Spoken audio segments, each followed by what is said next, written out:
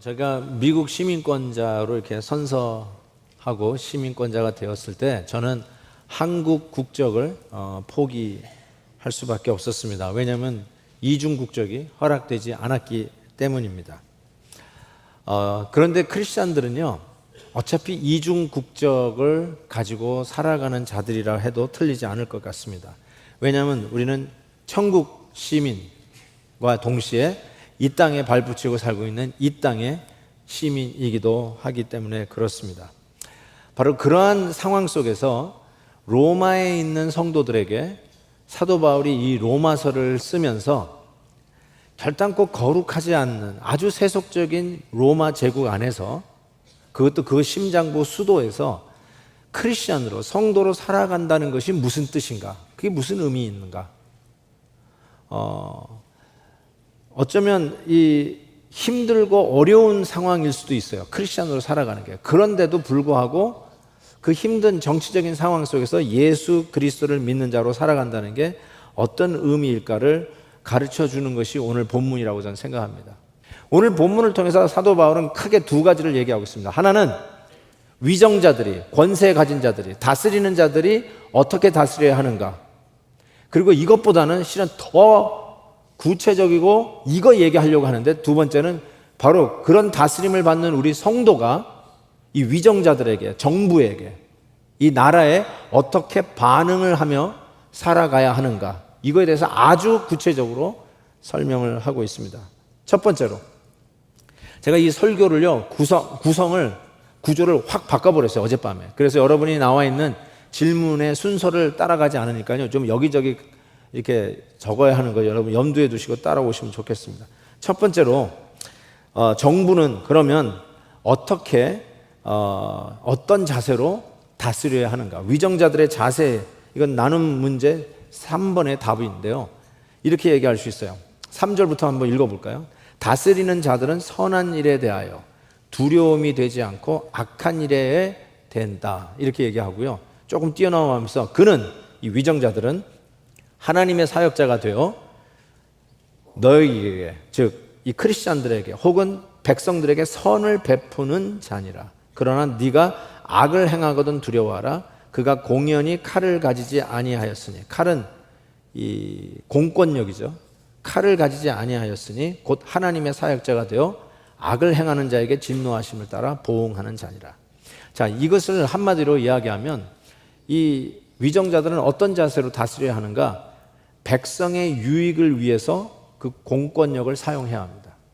그래서 선정을 베풀어야 되고, 악한 것은 공의롭게 재판을 해서 그 보응을 받도록 하는 공의로운 사회를 백성의 유익을 위해서 만들어야 하는 것이 위정자들의 모습이라고 할 수 있어요. 그리고 심지어는 위정자들, 이 다스리는 사람을 뭐라고 지칭을 했냐면 하나님의 사역자, 영어로 God's servant 라고 두 번씩이나 반복적으로 얘기하고 있습니다. 여러분, 하나님의 사역자는 교회 안에서 진짜 하나님의 일들을 위해서 구별되어 기름 부음을 받은 종들을 향해서 하나님의 사역자, 목사, 선교사 혹은 장로님들, 안수집사님들, 하나님의 일들을 위해서 구별하여 안수할 때 쓰는 말이 사역자, servant, 이런 말 써요. 근데 이거를 누구한테 썼냐면요, 정치인들에게 쓴 거예요. 위정자들에게. 누구냐? 하나님의 사역자다, 이렇게 이야기를 하고 있어요. 그래서 정치인들은, 위정자들은 하나님의 종이라고 하는 이 자세로 실은 정치를 해야 되고, 백성들을 위해서 선정을 베풀고 공의가 서는 사회를 세우도록 맡겨진 공권력을 정말 정직하게 써야 된다고 생각합니다. 아멘. 정치인들이 있으면 아멘이고, 우리 최석호 의원님 어디 계시죠? 바로 그렇게 써야 된다고 저는 생각합니다. 자, 그런데 실은 바울은 이 얘기보다 이 다음 얘기를 더 하고 싶어요. 그게 뭐냐면 이중 국적을 갖고 살아가는 우리 성도들, 이 땅에 발붙이고 살아가는 우리 성도들이 천국 시민권자를 갖고 있는 자들인데, 그러면 이 위정자들에게 우리는 어떠한 자세로 대해야 되는가? 자, 첫 번째로는 어떻게 얘기하냐면 복종하라고 이야기합니다. 여러분 이 나눔 교제 제 2번에 대한 답이라고 할 수 있어요. 복종하라고 얘기하고 있어요. 굉장히 강한 어조죠. 1절에 이렇게 얘기합니다. 각 사람은 위에 있는 권세에게 복종하라. 권세는 하나님으로부터 나지 않음이 없나니 모든 권세는 다 하나님께서 정하신 바라. God ordained, God define. 하나님이 정하셨다는 거예요. 그래서 이 권세들에게 복종하라. 이 당시는 어디예요? 그러니까 로마 정부를 얘기하는 거죠. 로마 정부에게 복종하라. 이렇게 이야기하고 있습니다. 실은 무정부 상태는 이거는 참 힘든 거죠. 여러분. Nobody wants 무정부, anarchy. 그렇죠? 근데 정부를 하나님이 주신 거는 참 큰 복이요. 하나님이 우리에게 호의를 베푼 거라고 할 수 있다고 생각합니다. 근데 왜 우리가 그 위정자들에게 복종해야 되냐면 그들이 가지고 있는 권세가 한결같이 하나님으로부터 왔기 때문에 그래요. 하나님으로부터 왔고 하나님이 정해준 것이기 때문에 그렇습니다. 여기서 우리가 뭘 기억해야 되냐면 여러분이 지금 살고 있는 이 나라의 정부를 여러분이 원튼 원하지 않든 여러분이 투표해서 세운 대통령이든 아니면 원하지 않는 대통령이든 간에 이 정부는 하나님, 그 권세는 하나님으로부터 왔고 하나님이 그 배후에 계시고 하나님이 정하셨다는 것이에요. Period. 하나님으로부터 오지 않은 권세가 이 땅에 없다라고 분명하게 얘기하는 것이죠. 그래서 뭘 우리가 기억해야 되냐면 솔직히 우리가 원치 않은 정부가 원치 않는 대통령이 대통령일 수가 있잖아요. 여러분이 트럼프 대통령을 뽑았는지 아니면 힐러리를 뽑았는지 잘 모르겠지만 어쨌든 힐러리를 원하셨던 분들이 틀림없이 있었을 것 같은데 근데 원치 않는 트럼프가 대통령 돼 있잖아요. 그러면 그 트럼프 대통령이 갖고 있는 권세는 하나님이 주신 거 아니야. 이렇게 얘기하실 수 있냐? 그럴 수 없다는 거예요. 그 권세도 하나님으로부터 왔고 하나님이 정하셨다는 것이죠. 그래서 우리에게 뭘 요구하냐면 복종하라. 그걸 요구하고 있다는 사실입니다. 이거 우리는 잘 몰라요. 우리가 이 권세에 이 복종하는 건 이 말도 안 되는 것이다 라고 할지 모르지만 하나님의 섭리가 아주 묘하게 신비하게 뒤에 짜져 있다는 걸 우리가 인정하지 않을 수가 없어요. 그래서 이 권세가 여러분이 원튼 원하지 않든 여러분이 기뻐하는 정부이든 기뻐하지 않는 정부이든 간에 하나님으로부터 그 권세가 왔기 때문에 첫 번째 우리 성도가 해야 할 일이 뭐냐? 복종. 두 번째는 존경하라고 얘기합니다.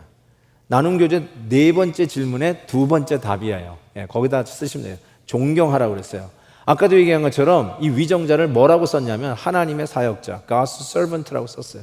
그렇기 때문에 7절에 보니까 존경할 자를 존경하라 이렇게 얘기하고 있어요. 이 존경이라는 말이 부모를 존경하라 할 때 쓰는 단어예요. Honor your parents. 거기서 우리가 얻어지는 힌트가 뭐냐면 부모님을 존경하라는 말은 부모님이 부모님다울 때만 존경하라는 말이 아니지 않습니까? 부모님이 참 후덕하고 정말 많은 사랑을 베풀어 주셨기 때문에 존경하라가 아니라 부모님의 위치 때문에 존경하라고 이야기했던 것처럼 여러분 위정자들을 향한 우리의 마음도 그와 같아요. 좋은 선정을 베푸는 정치가는 물론 더 존경해야 되겠지만 그렇지 않더라도 우리 성도들에게 맡겨진 첫 번째 의무는 뭐냐면 존경하라는 거예요. 하나님의 사역자로 보고 존경하라는 것을 이야기하고 있습니다. 세 번째로는요, 뭘 우리 성도들이 우리 이 government 정치인들에게 우리를 다스리는 자에게 어떤 반응을 보여야 되냐면 착한 일을 하라고 얘기합니다. 이거는 네 번째 질문의 첫 번째 답입니다. 착한 일을 하라. 3절 보세요. 선을 행하라. Do what is good. 그리하면 그에게 칭찬을 받으리라. 이렇게 이야기를 합니다. 여러분 이 말은 이런 뉘앙스예요. 선을 행하라는 말은 말만 하지 말고 먼저 선을 실천하고 행하라. 그리고 나서 말하라는 뜻이에요. 우리가 얼마나 말을 많이 하고 얼마나 가십 내지는 불평 불만을 많이 토로합니까? 특별히 정치적인 일들에 대해서. 제가 식당을 자주 가는 편이잖아요. 그 식당에 앉아서 이렇게 조용히 묵상을 하다 보면 양쪽에서 대화하는 소리가 다 들려옵니다. 근데 딱 둘 중에 하나예요. 정치 얘기하든지 아니면 교회 얘기하든지 둘 중에 하나예요. 예. 그래도 성도님들은 교회 얘기하는 걸 상당히 조심스럽게 얘기하는 거 알 수 있어요. 예. 하나님의 종들이니까 함부로 이야기하지 않는 그런 게 있더라고요, 기본적으로. 근데 정치는 완전히 이건 반찬이야. 예. 마음껏 완전히 그냥 막 거품을 물면서 막 비판, 아주 그냥 이런 걸 쏟아내는 것을 볼 수가 있어요. 근데 여러분, 그거 뭐 어떡하겠어요. 뭐 그런 얘기를 하는 게 좋아하시는데, 그런데 여기서 뭘 얘기하냐면 말하기 전에, 비판하기 전에 선을 먼저 행하라, 이렇게 얘기하고 있어요. 예를 하나 들어볼게요. 우리가 이 복중에 있는 아기를 지우는 거, 임신 중절, 낙태, 이거는 죄라고 생각해요. 왜냐하면 생명을 죽이는 거라고 우리는 믿기 때문에 그래요. 맞죠? 아리까리해요, 아직도? 예? 임신 중절 죄입니다. 근데 이걸 가지고 막 이렇게 우리가 많이 얘기를 하고, 심지어는 저런 기사도 봤어요. 낙태 수술하는 병원에 폭탄을 투척하고 말이죠. 협박 전화를 하면서 이런 병원은 닫아야 한다고 그러면서 막 이렇게 하는 사람도 있는데, 그거 하기 전에 착한 일을 먼저 하라는 거예요. 무슨 착한 일을 하냐면, 정말 낙태 수술이 잘못된 것이라 그러면, 여러분, 그 되게 젊은 여자들이 임신을 하잖아요. 예? 그러면 그거를 낳도록 해줘야 되고, 낳도록 해준다는 말은 그 낳은 아기를 부양할 수 없는 아이들이 애를 낳았으니까 입양을 해야 될 거 아니에요. 입양. 크리스찬들이 선한 일을 먼저 하라, 입양을 하라고 하는 거예요. 그런 분위기가 될 수 있도록, 예? 컨피덴셜하게 그 자존심을 지켜주고 동시에 아이를 입양하는 일을 먼저 하라는 거예요. 그리고 나서야 이런 낙태가 이건 잘못된 것이라는 걸 이야기를 해야지, 말만 하면 되겠냐는 거예요. 그냥 전화만 해가지고 뭐 협박만 하면 그게 크리스찬이 할 일이라는 거죠. 먼저 착한 일을 하라는 것이에요. 자, 여러분, 이 착한 일을 하라라고 했는데 이 5절에 이런 표현을 쓰고 있어요. 착한 일을 어떠한 자세로 하냐면, 복종하지 아니할 수 없으니 진노 때문에 할 것이 아니라 양심을 따라 할 것이라, 이렇게 얘기하고 있어요. 이게 굉장히 중요한 말이에요. 양심을 따라 하는 말. 여러분 그냥 느끼는 대로 하라, 이렇게 해석하면 곤란합니다. 이 양심이 뭐냐면 크리스찬 양심이에요. 즉 신앙인의 양심이에요. 예수 그리스도가 생명력이 있는, 꿈틀거리는 그 생명력으로, 신앙으로 하라는 거예요. 주위에서 무슨 압력을 줬다고 그걸 어쩔 수 없이 하는 게 아니라 신앙의 가치관을 가지고 하나님 앞에 서 있는 양심을 가지고 하라는 것입니다. 그러니까 여러분, 이런 거 있잖아요. 뭐 민주당이 정권을 잡았기 때문에 하고, 공화당이 정권을 잡지 않았기 때문에 나는 다 손 놔버리고 안 해버리고, 내가 원하는 사람이 대통령이 됐으면 내가 열심히 나가서 일하고, 내가 원치 않는 사람이 대통령이 됐으면 아이 나는 손 떼버리고 나는 아무것도 안 할 거야. 이런 식으로 하지 말고, 그런 것이 여러분에게 동기부여가 되지 말고, 우리 성도는 누가 정부의 권력을 잡았든지, 누가 민주당인지 공화당이 대통령이 되었든지 간에 우리 성도는 뭘 해야 되냐면 하나님 앞에서 신앙의 양심을 따라 선한 일을 하라는 것입니다. 아멘. 또 한 가지 제가 얘기하고 싶은 거는 이겁니다. 아까 양심에 따라 하라고 했던 말은 그냥 우리 의무니까 하자라고 하는 어떤 civil, 시민적인 차원에서 뿐만 아니라 실은 영적인 차원이라고 말씀드리고 싶어요. 왜냐하면 하나님 앞에서 하는 거니까. 우리의 하는 행동이 누가 보면 하고 누가 안 보면 안 하고 하는 게 아니라 하나님 앞에서 양심 따라 하는 거니까.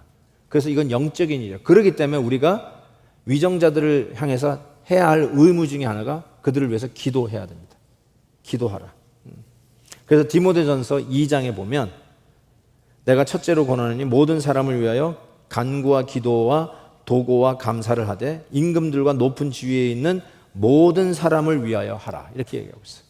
임금들을 위해서, 지금을 얘기하면 대통령을 위해서, 장관들을 위해서, 국무위원들, 국회의원들을 위해서 기도하라, 이렇게 이야기하고 있습니다.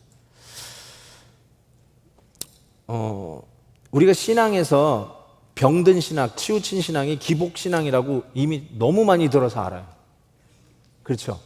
아예 기복신앙을 아주 장려하는 교회를 다니시면 아마 이런 얘기 못 들었을 것 같은데, 우리 교회에서는 이런 얘기 많이 들으셨을 거예요. 기복신앙은 이건 유치한 신앙이에요. 복받기 위해서 하나님 믿는 거, 잘 되기 위해서 하나님 믿는 거. 예. 여러분이 구하는 이 모든 것이 이 세속적인 이 세상에서 누리는 복을 누리기 위해서 하나님을 믿는다는 것이에요. 그게 기복신앙. 이거 유치한 거 여러분이 알아요. 근데 참 희한하게도 정치적인 이슈는 우리가 모두가 기복으로 변해요. 여러분이 정치적으로 판단하는 모든 것은 다 기복이에요. 왜냐하면 나에게 유익이 있느냐 없느냐를 다 판단해요. 정치적인 슬로건, 캠페인 벌일 때도 내가 왜 이 후보를 찍느냐? 우리 마을에 좋은 일이 생기니까, 나에게 유익이 있으니까. 그래서 선택하는 거예요. 그래서 정치적인 이슈는 전부 다 기복이에요. 조금 좀 적나라하게 표현하면 내 밥그릇에 문제가 있으면 나쁜 거고요, 밥그릇에 유익이 있으면 좋은 거예요. 이상하게 정치적인 이슈는 전부 다 기복으로 돌아가. 손해를 보더라도 나라의 유익을 생각한다. 나에게는, 우리 마을은 조금 힘들어도 나라의 안보를 생각한다. 나라의 안녕을 생각한다. 이런 생각이 없어. 우리에게 손해보면 무조건 악한 거고, 우리에게 좋으면 그게 선정이라고 얘기를 해요. 그렇죠? 정치는 다 기복으로 돌아가요. 참, 그런 의미에서 우리가 해야 할 일을 하나씩 하나씩 지금 이야기하고 있어요. 그런데 이런 막 의혹이 들지 않아요? 이 말씀은 아무리 생각해도 조건적 명령 같다는 생각 안 하세요? 정부가 우리 교회의 순기능을 할 때만, 정부가 우리 교회를 핍박하지 아니하고 복음 전하는 것을 막지 않을 때만 이렇게 이 말씀대로 행해야 될 것 같다는 조건부적으로 이 말씀을 받고 싶은 마음이 생기지 않아요? 그러면서 만약에 이런 일이 북한에서 우리 북한 성도들이 읽는다면, 중국에 있는 가정교회 성도들이 이 말씀을 읽는다면, 이 집회의 자유도 없고 말이죠. 우리 중국교회 지도자들이요, 뻑하면 진짜 공안당국에 끌려가가지고 고문받고 그러잖아요. 겉으로는 이 삼자교회는 자유가 있는 것 같지만 전부 다 헌금이며 설교 원고 전부 다 정부로 올라가잖아요. 다 검토를 하잖아요. 이걸 거부하고 있는 가정교회, 집회의 자유가 없죠. 그래서 등록이 안 되니까. 그럼에도 불구하고 여러분, 그들이 중국교회에서 이 말씀을 듣고 얼마나 위로와 힘을 얻는 줄 아세요?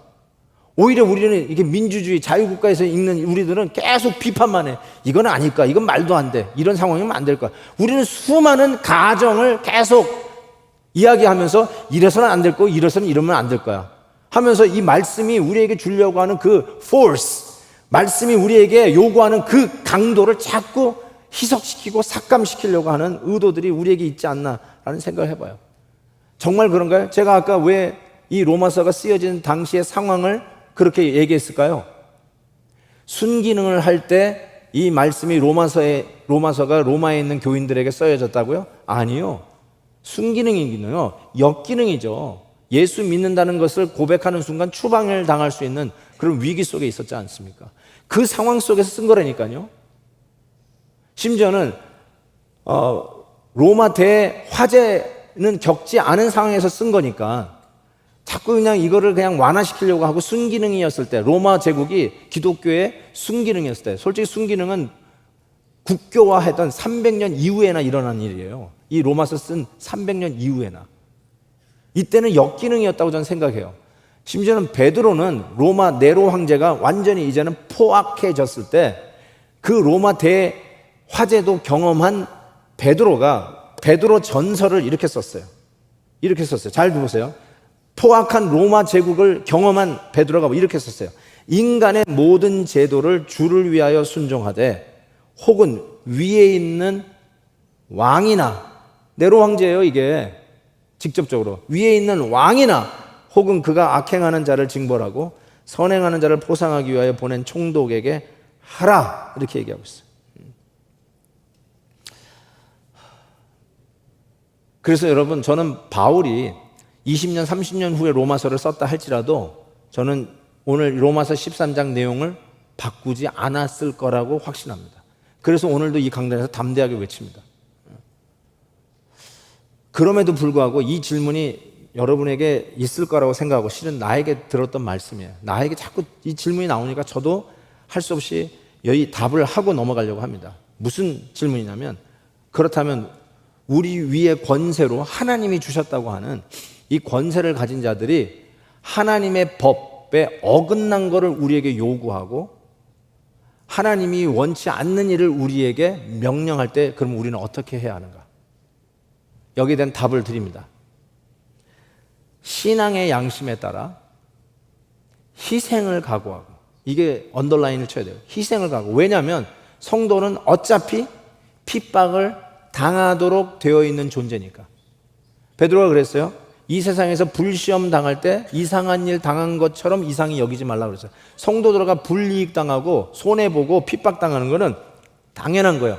거룩하게 살고자 하는 자는 이 땅에서 핍박을 받으리라. 전제예요.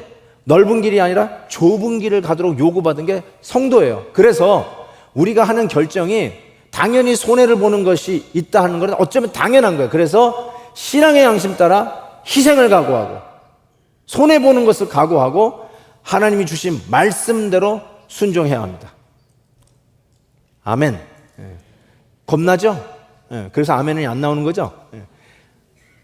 하나님이 원치 않는 분명히 비성서적인 반선경적인 것을 정부가, 이 권세 있는 정부가 협박, 압력과 함께 우리에게 요구했다. 그때 어떻게 해야 되는가? 신앙의 양심 따라 손해를 보고 어려움이 생기는 것이 기대되어져도 하나님 말씀에 순종하는 신앙 양심 따라 결정해서 해야 되는 거예요. 예가 있어요.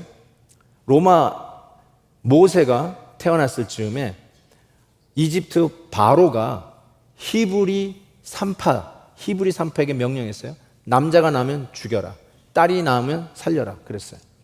근데 히브리 산파들은 바로의 명령 순종하지 않았어요. 따라가지 않았어요. 하나님의 명령을 따라갔어요. 생명을 보존했어요. 그래서 강 위에 떠보내잖아요. 모세가 그래서 강 위로 떠보내지는 그런 일들이 있었죠.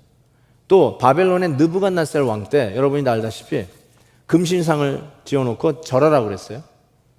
다니엘의 세 친구 그때 이렇게 얘기했어요. 이 절을 안 하면 풀문불에 던져진다고 했을 때 이 사드락 메삭 아벳노가 이렇게 얘기했어요. 왕이요, 우리가 섬기는 하나님이 계시다면 우리를 맹렬히 타는 풀문불 가운데서 능히 건져내시겠고 왕의 손에서도 건져내시리다.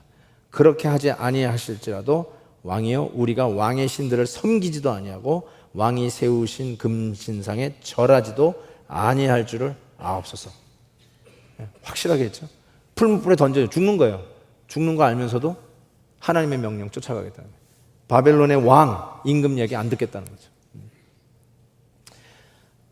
사도들이요, 복음 전하면 예수의 이름을 전하고 가르치면 감옥에 들어갔어요. 두들겨 맞았어요. 그러면서 내주면서 다시는 예수의 이름으로 전하지 말라고 그랬더니 베드로가 이런 얘기를 했어요. 하나님 앞에서 너희 말을 듣는 것이 하나님의 말씀을 듣는 것보다 옳은가 판단하라. 이렇게 얘기했어요. 그리고 뭐예요? 계속 예수의 이름으로 증거하죠. 핍박받고 매 맞고 나오면 그리스도 때문에 능력받는 것을 즐거워했다라고 성경은 적고 있습니다. 자, 여러분, 제가 여러분들에게 단연코 말씀드리는데 여기 계신 분은 예수 믿는 것 때문에 죽을 위기를 당하거나 예수 믿고 교회 간다는 이유 때문에 여러분의 사업을 압류당할 이유는 여러분이 죽기 전까지는 일어나지 않을 확률이 거의 100%입니다. 거의 100%예요. 내가 예수 믿는 것 때문에, 신앙 때문에 여러분의 목숨이 죽을지도 모른다는 위협이라든지 여러분의 사업이 망할 위협이라든지 여러분의 가족하고 헤어져야 하는 그런 협박을 받을 확률은 제로입니다. 맞죠? 여러분은 이런 일을 안 당할 거예요. 틀림없어요. 그러니까 제가 하는 말씀이 이거예요. 그러니까 자꾸 안 생길, 여러분의 삶 속에는 거의 일어나지 않은 일들을 상상해 가면서 오늘 이 말씀을, 그 강도를, 오늘도 우리에게 하나님이 요구하시는 하나님의 말씀의 강도를 what if 일어나지도 않을 가정적인 사건을 통해서 자꾸 이 말씀을 희석시키지 말란 말이에요.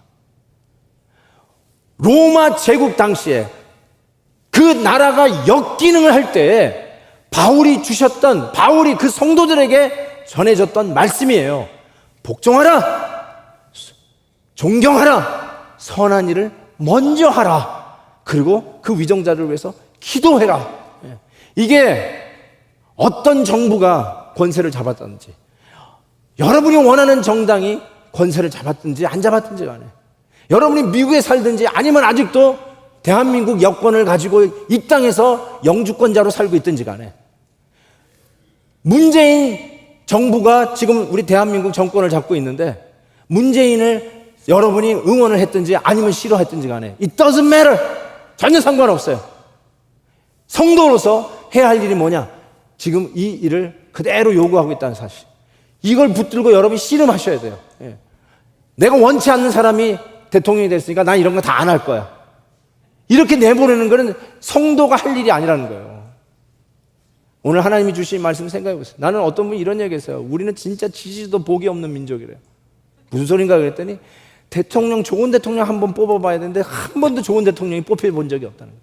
그러면서 우리 대한민국은 지지도 복이 없는 나라라고 얘기하는데 정말 그렇습니까, 여러분? 정말 우리는 지지도 복이 없는 민족이에요?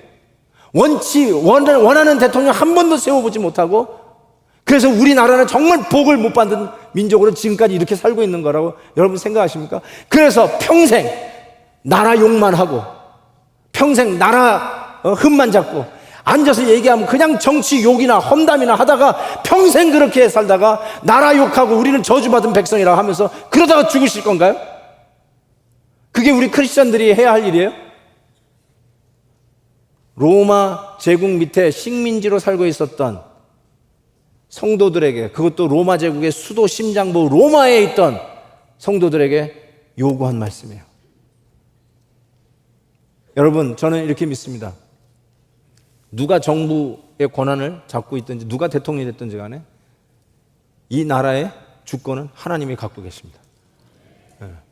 여러분, 트럼프 대통령 싫어하는 분도 많을 것 같은데 그래도 분명한 것은 미국의 주권은 하나님이 잡고 계세요. 미국의 역사는 하나님이 이끌고 가고 있다고 저는 확실히 믿어요. 한국도 마찬가지예요. 내가 원하는 사람이 대통령이 됐든 안 됐든 간에 한국의 역사를 쥐고 있는 절대 주권자는 우리 하나님인 걸 저는 믿습니다. 그래서 하나님이 원하시는 대로 역사를 끌고 갈 걸 저는 확실히 믿어요. 그래서 성도는 이 땅의 빛과 소금이 돼야 되고 이 땅에서 살고 있는 최고의 시민으로 살아야 됩니다. 그래서 성도들 때문에 이 나라가 복을 받고 성도들 때문에 복음이 전해지고 성도들 때문에 위정자들이 하나님을 두려워하고 정말 판단을 바로 하나님의 입장에서 할 수 있는 좋은 조력자들이 위정자들 옆에 조력자로 붙어주고 그래서 조금이라도 하나님이 원하시는 나라로 좀 더 발전하는 나라가 될 수 있기 위한 원인 제공자가 누구냐? 이 땅에 빛과 소금으로 세워주신 성도들이에요.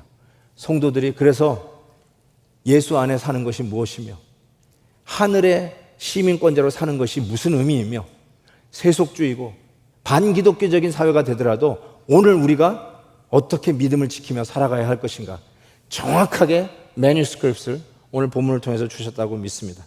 하나님을 믿고 믿음으로 행하시는 우리 성도님 되시기를 주의 이름으로 축복합니다.